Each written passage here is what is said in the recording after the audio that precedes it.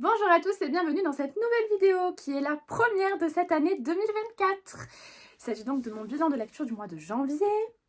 Alors, il me semble que dans la vidéo précédente, je vous avais fait mes vœux pour cette nouvelle année puisque je l'avais publié au mois de janvier, bien en retard. Mais dans le doute, je vous souhaite de nouveau une belle année 2024, de belles découvertes livresques et tout plein de bonnes choses de votre côté perso ou professionnel. Voilà, voilà. Alors, ce mois-ci, j'étais assez raisonnable et assez sage. Pourtant, les tentations sont énormes. Mais bon, je suis bien contente de moi et très fière d'ailleurs. Surtout que d'autant plus, je suis restée dans... Comment dire, cantonnée dans mes résolutions de l'année qui ne vont certainement pas durer très longtemps, je pense, parce que voilà. Mais en tout cas, ce mois-ci, je peux être fière de moi car je les ai respectées.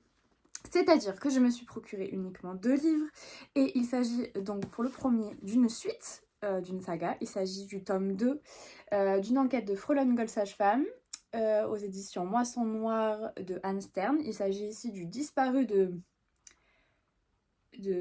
Schönenviertel. Désolée pour la prononciation. Et les jolies petites illustrations qu'on trouve sur les couvertures, c'est Délus qui les fait. Il a un joli compte Instagram, allez voir si vous le souhaitez, il y a de jolies illustrations dessus. C'était la petite parenthèse. Et ensuite, je me suis procuré, là on va dans les romans graphiques BD, je me suis procuré cette jolie BD, Ladies with Gun, d'Anne-Laure et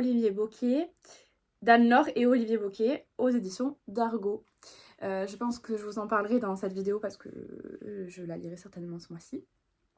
Donc voilà, il s'agit ici d'un tome 1.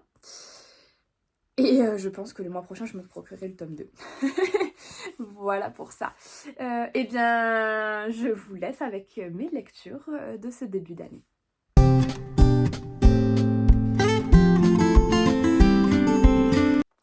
On démarre cette année tout en douceur avec cette jolie bande dessinée d'amour et de lait, l'histoire d'un allaitement familial en bande dessinée de Corrigan. Je vous mettrai le nom de son compte Instagram si j'y pense. Aux éditions Tibère. Alors, c'est une bande dessinée que j'ai trouvée sous le sapin, merci beaucoup.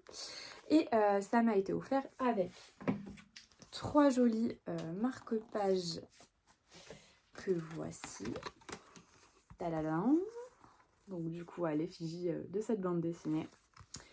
Et également avec ces 5 jolies petites illustrations.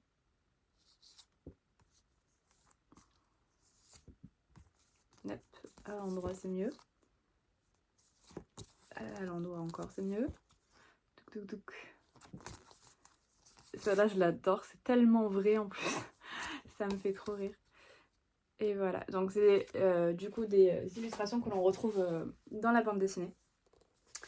Donc, qu'est-ce que je peux vous dire sur ça? Tout simplement que j'ai adoré ma lecture, j'ai trouvé ça trop mignon. J'ai beaucoup aimé, c'est très poétique, très doux, les illustrations sont très belles, c'est très moderne, il y a plein d'humour. Et le must du must, c'est qu'il y a énormément de bons conseils très avisés pour avoir un allaitement durable et serein. Et ça, c'est pas donné à tout le monde. Clairement, moi quand j'ai démarré cette aventure-là, ça a été très dur, très compliqué, dû à la grande prématurité de mon fils. Heureusement, on a eu la chance d'être hyper bien entouré et conseillé à ce niveau-là, ce qui a pu et ce qui fait que notre allaitement se passe très bien pour le mieux et a pu durer sur le long terme, et dure encore d'ailleurs. Et j'en suis très reconnaissante à ces personnes-là. Merci beaucoup à toutes ces petites fées et magiciens qui ont veillé sur nous à ce moment-là. Parce qu'il faut savoir clairement que ce n'est pas donné à tout le monde de tomber sur des gens bienveillants comme ça. Il y a beaucoup de gens qui ne le sont pas, qui vous donnent de mauvais conseils et qui font rater des allaitements à cause de ça. Donc surtout pour les mamans allaitantes et celles qui souhaitent allaiter, qui ne le sont pas encore mamans ou qui vont attendre un deuxième ou quoi que ce soit, et voilà. Faites-vous confiance, écoutez votre corps, écoutez-vous et essayez de vous entourer des bonnes personnes, des personnes qui sont conseillères en lactation, mais pas des pédiatres, pas les médecins généralistes ou quoi que ce soit. il y a une chance sur deux de tomber sur les mauvais conseils et vous allez rater tout ça. Et c'est dommage parce que je suis tellement contente. Moi qui, à la base, je vous raconte un peu ma vie, mais à la base, j'étais pas du tout attirée par l'allaitement. Et en fait, la situation a fait que finalement, je n'ai pas eu vraiment le choix. Et je regrette aucunement de le faire parce que on vit des super moments avec mon petit garçon et pour rien au monde, je changerais ça.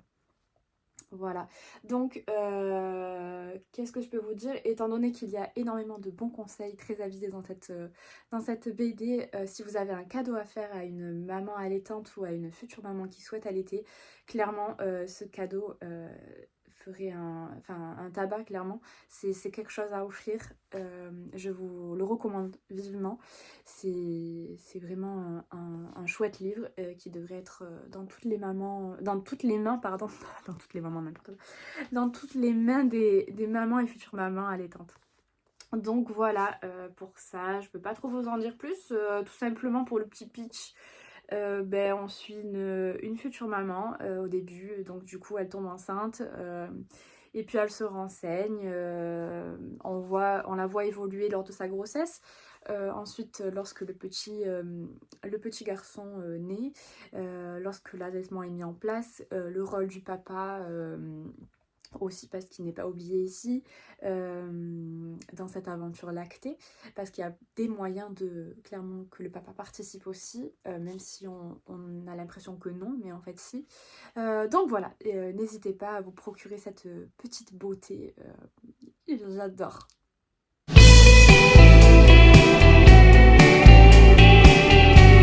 Alors ensuite j'ai lu The Bucket List de la saga Earthplayer, il s'agit du tome 1, d'Alice Desmerveilles aux éditions Plume du Web.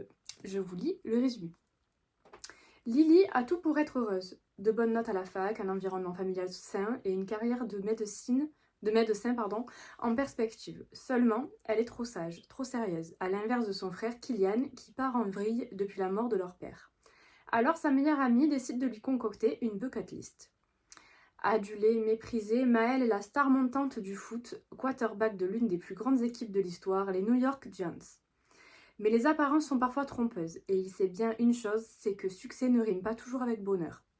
Quand la petite sœur de son coéquipier débarque dans sa vie, il comprend vite qu'elle le déteste, et ça l'amuse, beaucoup. Jusqu'à ce qu'ils doivent jouer les babysitters, et qu'il ait besoin de son aide. Accepter son chantage, pas le choix. Accepter qu'elle emménage au sein de la colocation de footballeurs, c'est tout de suite moins drôle. Mais Maëlle n'est pas du genre à se laisser faire et il compte bien montrer à cette petite peste qu'il ne cédera pas à ses caprices. C'est un roman qui est frais, léger, drôle, moderne, sexy, oui, et féministe aussi. Et ça, on adore, oui. Alors je vais d'abord, avant d'en parler, remercier mon petit démon Dory pour la découverte de cette petite pépite parce que j'ai adoré ma lecture, clairement. C'était exactement le genre de lecture que j'avais besoin à ce moment-là et merci beaucoup pour ça, pour cette découverte. Alors, clairement, il me tarde de lire le tome 2, donc j'espère qu'ils ne tarderont pas trop à sortir le tome 2 version collector, parce qu'on est d'accord que cet objet livre-là, il est juste magnifique. J'adore, donc je veux absolument le tome 2 en version collector. Ça va de soi. En plus de ça, ça m'intrigue pas mal parce que il me semble que le tome 2 est dédié à Ted, un des footballeurs qui m'intrigue beaucoup dans ce roman-là, même si c'est un personnage secondaire. Et donc voilà, mais bref, on parlera de ça une autre fois, puisque clairement je n'ai pas lu le tome 2, et ça sera pas pour tout de suite. Donc voilà, on va en revenir à Lily et Maëlle. Donc Lily qui est étudiante en médecine et qui est la petite sœur de Kylian, le coéquipier de Maëlle, ce beau gosse qu'on peut détester comme ça, alors que finalement on se rend compte qu'il est très gentil, il est très humain, il est très respectueux, il est très beau, donc voilà, tout pour plaire.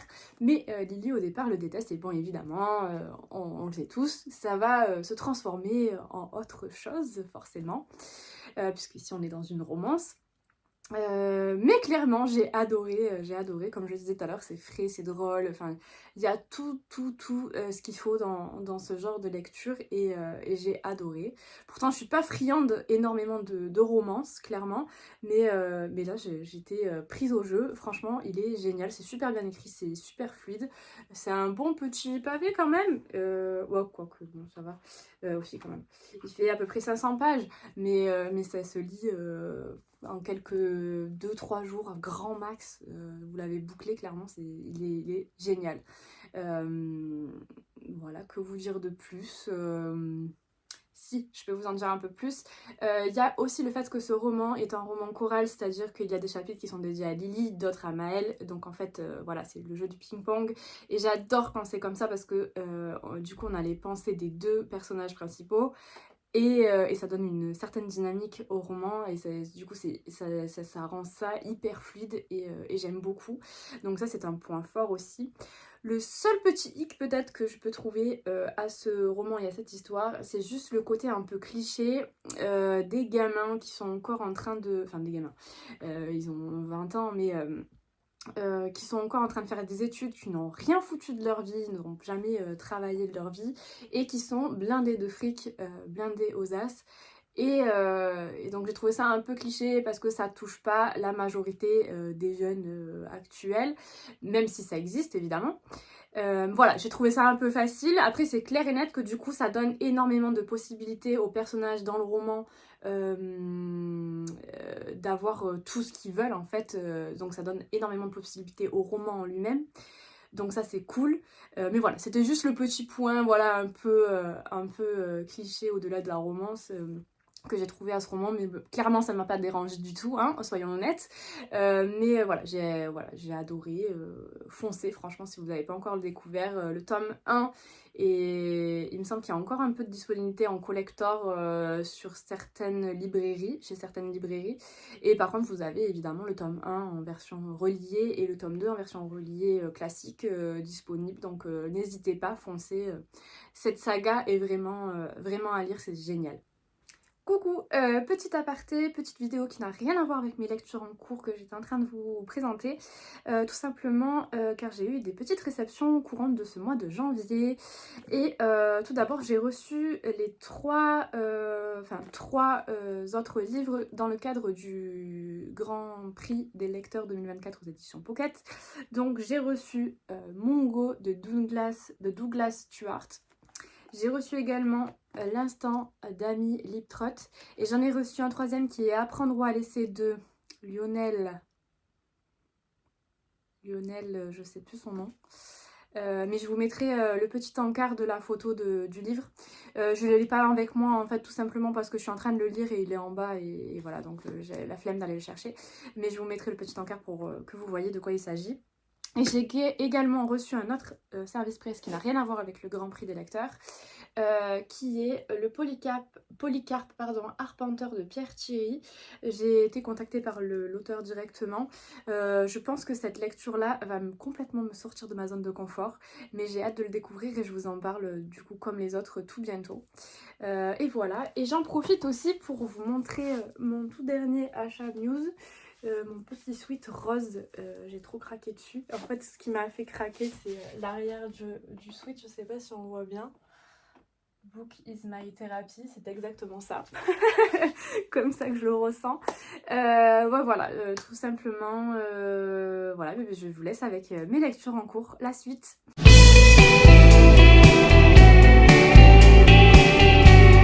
Lecture suivante, il s'agit de cette BD, donc Ladies with Gun, d'Anne Laure et Olivier Bocquet aux éditions d'Argo. Je vous lis le résumé. L'Ouest, un monde d'hommes, mais pas seulement. 5 femmes qui en ont leur claque d'être mises en cage décident de remettre en cause quelques habitudes tenaces. Et clairement, ça va plomber l'ambiance. Le problème aujourd'hui, c'est que tu peux plus taper sur les femmes, c'est mal vu, soi-disant qu'elles sont fragiles, et elles en profitent. Alors j'ai beaucoup aimé ce premier tome de cette série de BD. Il me semble qu'il y a 3 tomes pour le moment de disponibles. Le dernier est sorti tout récemment. Et en plus, c'est trop cool parce qu'elle m'a permis de renouer du coup avec les lectures de bandes dessinées, de romans graphiques. Parce qu'il faut savoir qu'en étant plus jeune, j'en lisais quand même un peu. et j'ai complètement laissé tomber tout simplement parce que je préfère lire un roman qu'une bande dessinée de base, mais aussi parce que je suis un peu compliquée à ce niveau-là. C'est-à-dire que pour un auteur par exemple, un écrivain, on dit la plume de l'auteur, ben moi je vais dire la pointe du stylo de l'illustrateur. Si elle ne me parle pas, c'est mort, je sais que je rentrerai pas dans l'histoire de la bande dessinée, c'est dommage. Si les illustrations me plaisent pas, ne me parlent pas, c'est mort, je peux pas aller au-delà. Donc là clairement le sujet m'avait complètement interpellée de cette BD, donc ça parle de féminisme, de sexisme, d'esclavage aussi, et c'est des femmes qui sont au cœur de cette... Enfin, les protagonistes principaux de cette BD, ce sont des femmes, donc clairement girl power, on adore, et c'est ce que j'aime retrouver dans les romans de base, donc dans les BD éventuellement. Et effectivement, je confirme, j'ai beaucoup aimé, donc il me tarde de me procurer le tome suivant pour poursuivre cette saga. Qu'est-ce que je peux vous dire d'autre? Eh bien, les dessins, j'ai bien aimé. Alors, il faut savoir par contre qu'il y a des dessins assez violents quand même par moment. Mais j'adore les dessins, franchement, super beau. Elle est super chouette l'histoire. Le seul hic, c'est que j'ai trouvé que c'était un poil trop court, même s'il y a plusieurs tomes. J'ai trouvé que ce tome-là était un poil trop court et que du coup, je trouve qu'on passe vraiment en surface. C'est très bref d'un événement à un autre et ça c'est un poil dommage, mais bon, c'est une BD donc c'est pas dérangeant en soi, mais voilà, c'est le seul petit hic que je peux reprocher à cette BD. Franchement sinon je l'ai adoré, vraiment j'ai adoré, c'est trop cool. D'ailleurs ça m'étonne qu'on ne la voie pas passer plus que ça sur les réseaux. Et bon, peut-être parce qu'elle est toute récente aussi, donc voilà. Mais franchement, si vous voulez, je pense comme moi, renouer un peu avec les bandes dessinées, romans graphiques et tout, celle-là, elle est super chouette si vous aimez bien les romans un peu féministes, révolte et compagnie. En plus, là, c'est dans le... Du coup...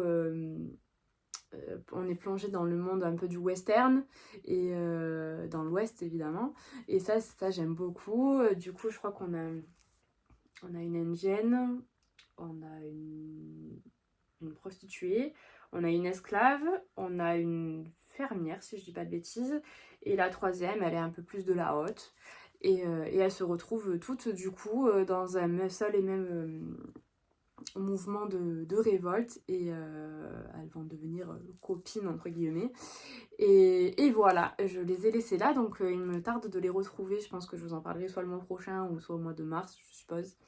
On verra si je trouve le tome 2 en librairie assez facilement. Et voilà pour celle-là, en tout cas, n'hésitez pas, elle est super chouette, super cool.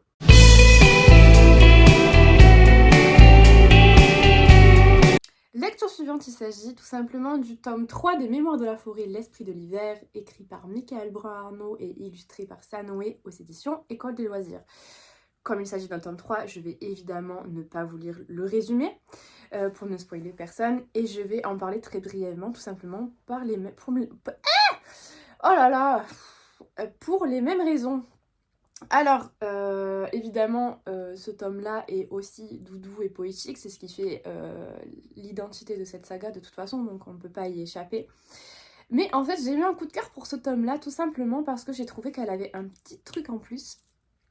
Et cette histoire est magnifiquement belle, elle est pleine de magie, et même si elle est horriblement triste, j'étais à deux doigts de faire couler ma petite larmichette à la fin de ce tome-là.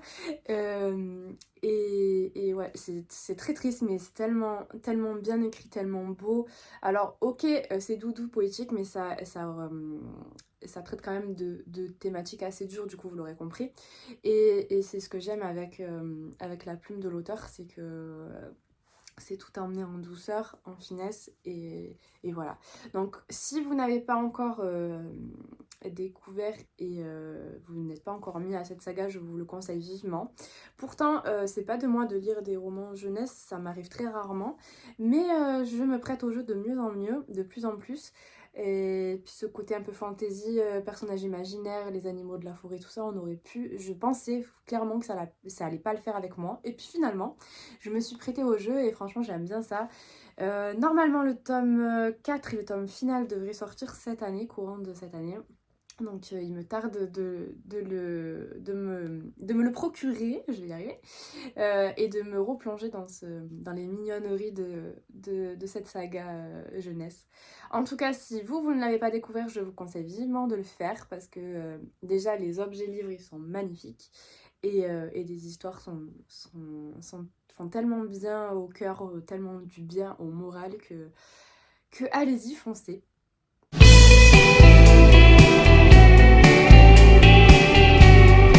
Ensuite, j'ai lu Celle qu'on tue de Patricia Mello aux éditions Buchet-Chastel. Je vous lis le résumé. Brésil, état de l'Acre. Une jeune avocate originaire de Sao Paulo se rend dans cette région partiellement couverte par la forêt amazonienne pour suivre le procès des assassins d'une jeune indigène. Sur place, elle découvre la beauté hypnotique et mystérieuse de la jungle, mais aussi sa part sombre, les injustices et les tragédies vécues au quotidien par les populations locales. S'initiant aux rituels ancestraux des peuples indigènes d'Amazonie, et notamment à la prise de l'ayahuasca, un puissant hallucinogène, la jeune femme s'engage dans une quête de justice pour les femmes qui l'entourent et pour elle-même. Le roman de Patricia Mello nous embarque entre réalité et cauchemar dans une enquête où la violence prime sur la loi en choisissant de tenir son intrigue dans l'état de l'Acre, dans le ventre de la jungle. L'autrice brésilienne montre la violence infligée aux femmes mais aussi à la nature, celle qu'on tue dans l'indifférence. Alors même si je n'ai pas atteint le coup de cœur pour ce roman, c'était vraiment à 2 petits doigts. C'est vraiment passé à ça. J'ai beaucoup aimé. C'est une très très très très bonne lecture pour moi. J'ai adoré la plume de l'autrice qui est très incisive, très cassante, voire très très crue parfois. Ne soyez pas choqués. Alors comme vous l'avez compris, on traite ici de féminicide, donc c'est un sujet très dur, très violent. Il y a certaines scènes, certains passages où des scènes sont décrites, c'est hyper violent. Donc voilà, je peux pas le conseiller ce livre à tout le monde, mais clairement, je pense que c'est un livre nécessaire et que beaucoup devraient lire. Après, c'est sûr que les âmes sensibles s'abstenir. Alors c'est un roman hyper révoltant sur 2 aspects. Alors déjà le côté féminicide, violence sur les femmes, etc., sur les peuples, les minorités. Et sur la nature, la forêt qu'on extermine comme ça, sans plus de regrets que ça. Donc voilà, il est hyper révoltant, hyper nécessaire sur ces 2 aspects et je pense qu'on devrait un peu plus le voir passer sur Insta s'il vous plaît. Au-delà de l'histoire en elle-même, j'ai beaucoup aimé la construction très originale et très spécifique de ce roman-là. Je vous explique un peu en gros, si vous voulez, il y a des passages, des chapitres. On va dire qui sont, vous voyez, les chapitres correspondent à une lettre de l'alphabet. Il me semble qu'elle s'arrête à X dans le roman. Et entre ces chapitres déterminés par une lettre, ces chapitres on suit donc la protagoniste qui mène son enquête plus ou moins sur ces 3 jeunes garçons, jeunes hommes qui ont été acquittés du coup de leur crime. Et entre ça, on a des cas qui correspondent à un chiffre. Donc là, par exemple, le premier, c'est des cas de féminicide, je sais pas si vous voyez bien, c'est mis au point, de féminicide au Brésil, donc du coup dans cette région de l'Acre, en frontière avec la Bolivie. Et voilà, donc un cas, un chapitre, et de temps en temps, on a aussi des passages tels que, alors je vais essayer de vous le trouver, voilà, tel que celui-là par exemple qui s'appelle Delta, Gamma, Alpha et compagnie. Et en fait, vous voyez, il y a même l'écriture qui est écrite d'une autre manière. Où en fait, dans ces passages-là, la protagoniste est sous emprise de ayahuasca, donc ce puissant hallucinogène qui est beaucoup utilisé dans les peuples indigènes dans cette région-là. et dans tout le Brésil de toute façon, mais enfin, pour parler de ce livre-là en particulier. Et en fait, dans ces passages-là, en fait, on est comme projeté avec elle dans ses visions, dans ses cauchemars que lui provoque cette substance. Et c'est hyper intéressant de voir le... Enfin, ça peut paraître déroutant. J'avoue avoir eu du mal les premiers passages comme ceci, de me dire mais qu'est-ce qu'elle raconte, c'est quoi ce délire?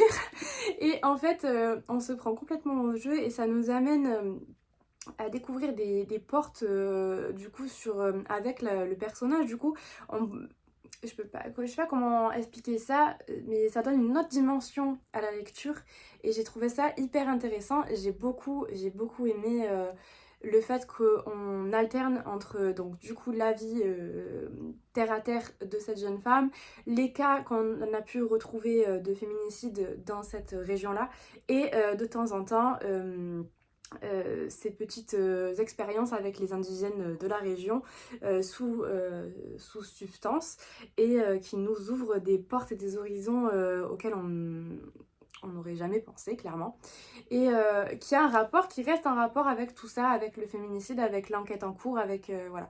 Et j'ai trouvé ça hyper chouette, hyper intéressant, hyper original. On le voit pas, enfin c'est normal, c'est propre à ce cas-là, mais voilà, c'est une construction de roman hyper originale que j'aurais jamais pensé rencontrer un jour dans ma vie. Et franchement, je trouve qu'il vaut vachement le coup. Donc voilà.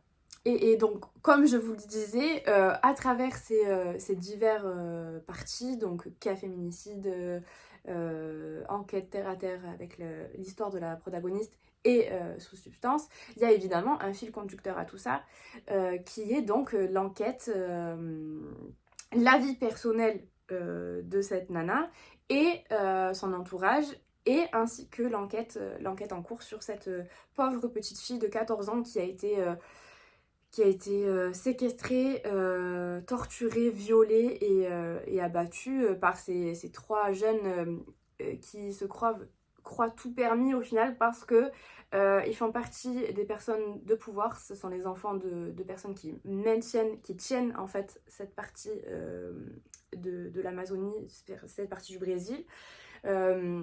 Et donc il y a vachement de points qui sont détaillés dans ce roman et je peux pas trop vous en dire non plus parce que en fait je voudrais vous en dire beaucoup, mais je peux pas trop vous en dire non plus parce que sinon il y aura plus aucun intérêt à lire le livre et je trouve ça dommage parce que vraiment il vaut vraiment le détour. Alors pour appuyer tout ça et un peu plus illustrer, je me suis noté un passage de ce roman voilà, que je trouvais percutant et je voulais vous le lire pour peut-être vous donner encore plus envie, enfin si c'est déjà le cas, de lire le roman. Donc, alors. Mais la vérité, c'est que la plupart sont totalement normaux et sains d'esprit, de la même façon qu'ils sont totalement assassins. Enfants, misère, chômage, alcoolisme, rien de tout ça n'est le véritable problème. La raison est tout autre. Ils tuent des femmes parce qu'ils aiment tuer des femmes, comme on aime aller à la pêche ou jouer au football. Bien sûr, ils ne naissent pas comme ça, avec ce désir. Certains si, les psychopathes. Mais les psychopathes sont l'élite des assassins. Ils naissent déjà prêts. La grande masse ouvrière des assassins, je veux dire la majorité, doit apprendre la haine avant de se mettre à tuer par-ci par-là. Mon père avait très bien appris. Rien de plus facile que d'apprendre à détester les femmes. Les professeurs ne manquent pas. Il y a le père, l'État, le système judiciaire, le marché, la culture, la propagande. Mais ce qui l'enseigne le mieux, d'après Bia, ma collègue du cabinet, c'est la pornographie. Ces tueurs de femmes, avais-je appris, ont un vocabulaire propre. Vous devez apprendre à traduire ce que signifie vraiment leur je t'aime. Quand ils disent je t'aime, sachez-le, ils sont en train de dire que vous avez un maître. Quand ils disent qu'ils se sentent jaloux, vous devez comprendre qu'ils sont en train de parler de droit d'usage et de la propriété. Vous êtes comme leur voiture, leur portable, leur maison, leurs chaussures. Il est le seigneur du moulin. Vous êtes l'esclave, il est l'éleveur, vous le bétail. Il est le propriétaire, vous le produit, et votre mariage, votre relation, votre lien sont votre malheur, votre condamnation à mort. Quand il vous demande pardon, quand il vous demande de revenir, il vous prévient déjà, le compte à rebours a commencé. Alors mieux vaut être futé, fuyez cet homme, disparaissez, supprimez le message. À bon entendeur.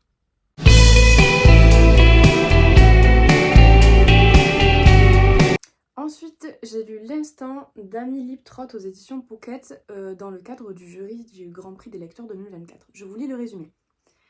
Mon projet est de trouver un raton laveur et un amant. Trentenaire en quête d'amour, Amy quitte les sauvages îles Orcades en Écosse pour la cosmopolite Berlin. Digital nomade, précaire, célibataire, elle fait de cette ville qui ne dort jamais le terrain de sa quête du bonheur. De boîte de nuit en observation passionnée de la lune et de la faune sauvage urbaine, elle apprend à vaincre la solitude pour que la passion tant attendue surgisse enfin. Alors, pour ma part, ce livre, je suis allée au bout. Il est court, heureusement. Il fait à peu près 200 pages. C'est ce qui m'a permis d'aller au bout. Les chapitres sont courts, donc ça se lit assez vite et bien. Mais par contre, moi, c'est un flop. Le premier flop de l'année 2024. Tout simplement parce que, entre lui et moi, ça n'a pas matché du tout. J'ai pas trouvé grand intérêt à cette lecture.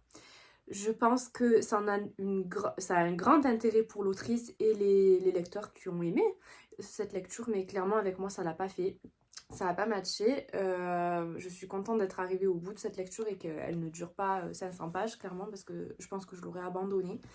Il y a des choses malgré tout intéressantes dedans parce que du coup c'est l'autrice qui parle d'elle, plus ou moins, si j'ai bien compris, dans le livre. C'est plus ou moins un livre autobiographique. Mais voilà, elle pose ses pensées comme nous, on pouvait penser tous les jours. On va voir un truc, on va penser à quelque chose, et puis d'un coup, on va passer à autre chose. Et en fait, voilà, elle pose ses pensées un peu comme ci, comme ça.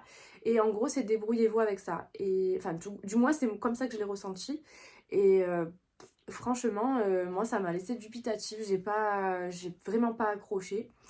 Mais par contre, ce que je voulais vous dire, c'est que justement, il y a des choses intéressantes malgré tout, parce que j'ai appris des choses, par exemple, par rapport... Elle est passionnée de faune et de flore, notamment sur les oiseaux et les blaireaux. Et du coup, j'ai appris pas mal de choses sur les oiseaux, en particulier, je me rappelle plus c'est quoi l'espèce qu'on voit et on revoit tout au long du... Notamment l'astrologie aussi, elle parle beaucoup de lune, etc., d'astres et compagnie. Donc si c'est un sujet qui vous intéresse, allez-y, je pense que ça peut être intéressant. Mais voilà, bon, à part ça, que j'ai retenu un peu de positif parce que j'ai appris des choses, plus ou moins, parce que bon, ça allait pas très loin non plus. Voilà, pour moi c'est un flop, je vais pas déblatérer non plus 1000 ans. Je pense que en plus ce roman-là, elle l'a fait dans le cadre de, je pense, de se sauver elle, et ça a un grand intérêt pour l'autrice en elle-même et pour les lecteurs qui ont aimé. Mais moi, clairement, non, je suis désolée pour ceux qui ont aimé ce roman, et voilà, mais moi ça l'a pas fait. En tout cas, moi je vous invite à vous faire votre propre avis, tout simplement parce que c'est pas parce que moi j'ai pas aimé que vous ne pouvez pas l'aimer, et inversement. Et voilà, donc peut-être que... Parce que d'ailleurs, en discutant avec le groupe du jury des grands lecteurs, il y en a beaucoup qui ont aimé, enfin il y en a pas mal qui ont aimé et d'autres qui n'ont pas aimé, donc c'est intéressant justement d'échanger à ce niveau-là. Donc si vous voulez échanger avec moi, ça m'intéresse de savoir si vous l'avez aimé ou pas, pourquoi, etc. Voilà. Donc n'hésitez pas à me dire en commentaire si vous l'avez lu, si vous avez aimé, si vous n'avez pas aimé, et si ça vous intéresse de le lire, évidemment. Donc voilà, faites-vous votre propre avis, parce que clairement, moi, ça l'a pas fait. Non.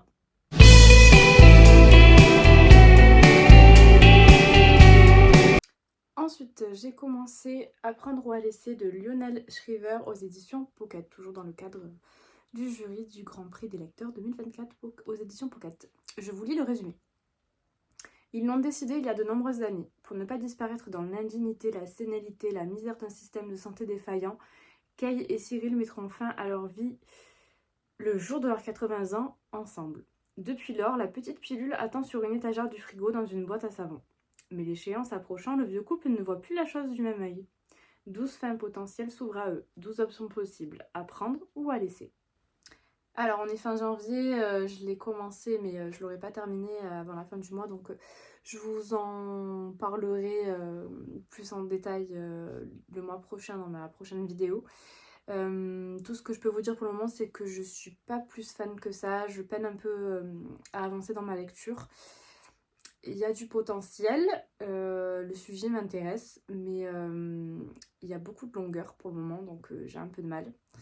Je suis donc assez mitigée sur ma lecture, mais je ne vais pas vous embêter plus que ça avec ça pour le moment, on en reparle le mois prochain. Sur ce, je vous laisse avec vos lectures. Je vous remercie d'avoir regardé cette vidéo jusqu'au bout, et même si c'est pas le cas d'ailleurs. N'hésitez pas à me laisser un petit j'aime ou un petit commentaire, ça fait toujours plaisir de pouvoir échanger avec vous et puis c'est un motif pour la suite. Et voilà, je vous souhaite une excellente journée et à très vite!